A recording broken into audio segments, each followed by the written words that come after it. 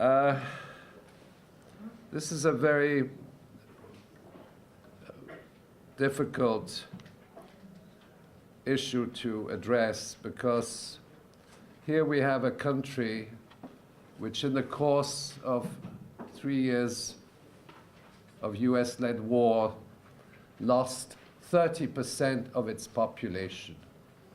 And that is what the documentary, this is one segment of an American documentary.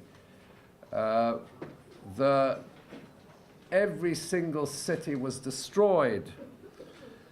And after having destroyed 78 cities and thousands of villages, General Curtis LeMay, and this is of course a very famous quote, remarked, and I can't imitate his accent unfortunately, over a period of 3 years or so we killed off what?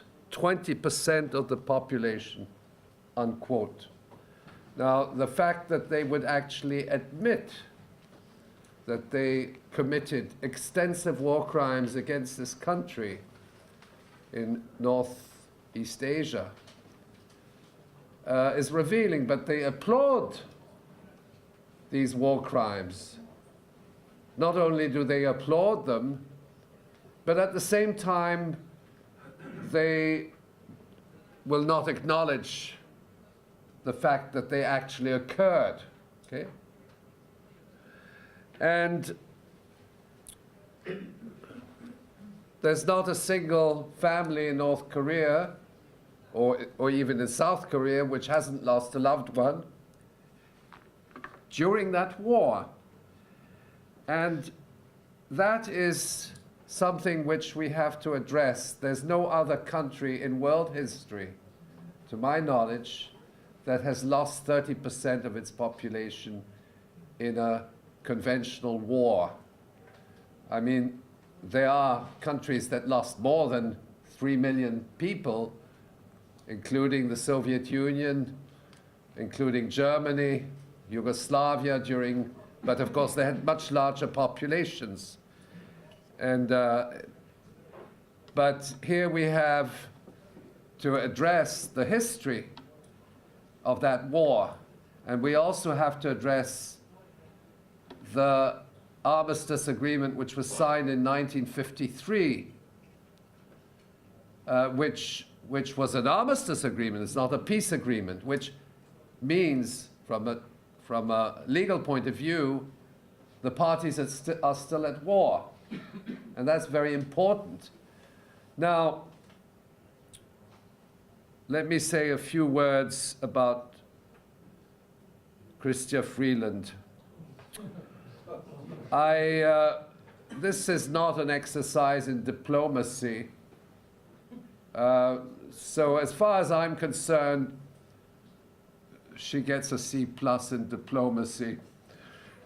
Well, maybe less than that, but I'm on the whole, I'm a soft grader at the university. But the fact that she would present this as a diplomatic initiative is an absolute scandal, because the countries which were invited are only the countries which participated in the military operation, which resulted in these crimes against humanity. And these governments do not represent the people of those countries. Greece, Belgium, Holland, Colombia. And so, as far as international diplomacy, Chrystia Freeland gives a very poor impression. It's a copy and paste of US foreign policy. But there's another element. Both Freeland and her US counterparts don't seem to have an understanding of history. Because the armistice agreement was signed by 3 countries, which are the DPRK, China, and the United States. Now, any kind of diplomatic initiative on the part of the Canadian Ministry of Foreign Affairs would have had to at least invite the parties involved in that armistice agreement of 1953. The United States has systematically refused to enter into peace negotiations. We know that. And it has threatened North Korea as well as China for 67 years with nuclear. Well, specifically, North Korea has been threatened with nuclear war for 67 years, starting prior to the Korean War in early 1950. And we have to address the history of nuclear weapons. The United States of America has 900 times more bombs than North Korea. But that's not the only important element. Belgium and Holland have 5 times more bombs, nuclear bombs, than North Korea. And they are de jure, from a legal point of view, both Belgium and Holland are nuclear weapon states. They are under national command. They are made in America. They're B-61-11 tactical nuclear weapons with an explosive capacity between 1/3 and 6 times a Hiroshima bomb. Turkey has 5 times more bombs than North Korea. Is that a matter of concern? And they're targeted against countries in the Middle East. And they are under national command. I can go on, but the issue is that the United States wants to ensure a monopoly over weapons of mass destruction.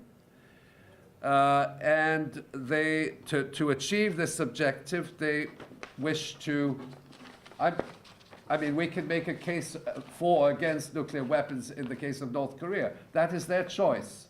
And they didn't make that choice immediately. It took them a long time before they actually took that decision. And that decision was carefully analyzed. It was based on the notion of deterrence, that to protect yourself, you have to be able to respond. And that concept of deterrence goes back to the Cold War era. Yet today we are in a very different environment, because the concepts of the Cold War era have been scrapped with regard to nuclear weapons. There was an understanding during the Cold War that nuclear weapons were the weapons of last resort. They weren't meant to be used because both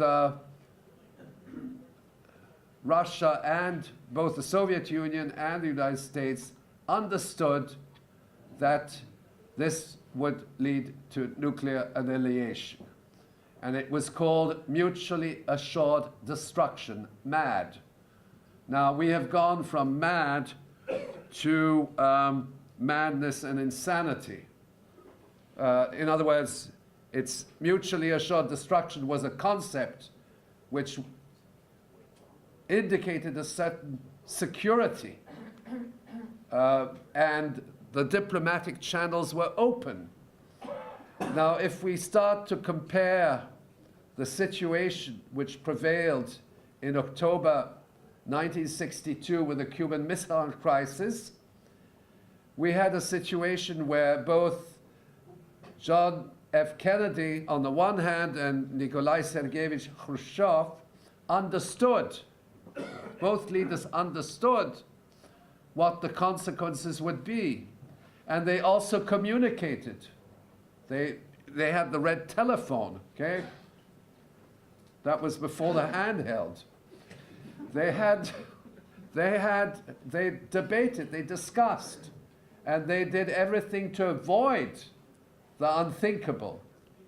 Now, bear in mind that the unthinkable could very well be the result of a miscalculation, of a mistake.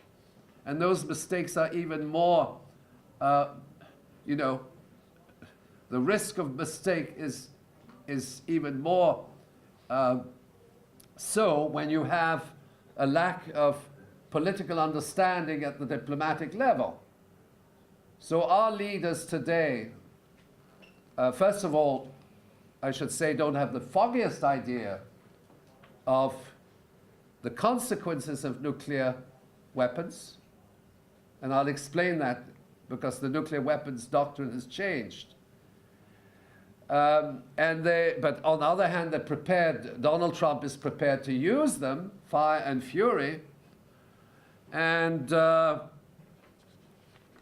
would suspect that Chrystia Freeland, where we could give her an A+, is for fire and fury, copy and paste. Okay, she has endorsed that doctrine by providing ultimately an unequivocal support of Canada to the U.S. Military agenda of first strike nuclear warfare. Now, so compare what I'm suggesting here is that we are at a very dangerous crossroads in world history. There are enough nuclear bombs to blow up the planet several times. Okay. The nuclear doctrine from the Cold War era to the present was changed dramatically in the year 2001 following the 9/11 attacks. And they were, what now prevails is the notion of first strike preemptive nuclear war. And what that means is that you scrap the concept of mutually assured destruction, of deterrence, and you replace it by a notion that you will use nuclear weapons on a first strike basis against countries you don't like, okay? They might be shitholes or whatever, to quote. I'm sorry to use that, but I'm quoting Trump, okay? So that, but I'm not, this is no joke. It's what they then engage in is presenting the first strike doctrine, which was formulated in 2001, approved by the Senate in 2002, as a means of self-defense, okay? So we're going to have a first strike against certain countries we don't like and who are a threat to our security. I can tell you which ones are included in there. It's Russia, China, Iran, and North Korea. There are others as well. But it's worth noting, and I'm giving a parenthesis, that war games conducted in 2007, or military scenarios, included, it was a scenario of World War III, so we're not joking. They run scenarios of World War III every year. Now, I got my hands on a declassified version which was leaked to the Washington Post, and it's 4 fictitious countries which are called Churia, Rubeck, Nemesi, and Birmingham. You can guess that's Churia, China, Rubeck, Russia, Nemesi, North Korea, Birmingham, Iran. Okay? Now, it's interesting that these 4 countries are ultimately the targets of US foreign policy. Russophobia, cutting of diplomatic relations, of diplomatic communication with Russia, accusing them of intervening in elections, and so on and so forth.